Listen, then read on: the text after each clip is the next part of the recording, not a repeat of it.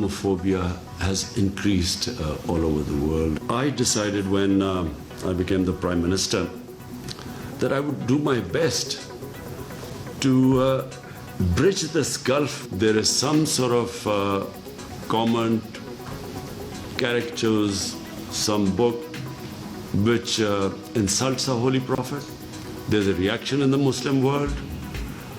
The Western world then says they are very narrow-minded. This cycle keeps going on and on. Prophet Muhammad sallallahu alaihi wasallam is someone who lives in our hearts, and hence, and we love and respect and revere him. And under the garb of freedom of expression, any insult to him, hence our reaction.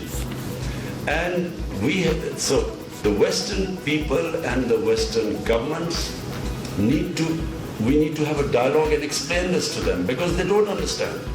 I know Western societies. I've lived there. I know how they treat religion. So they can't understand this.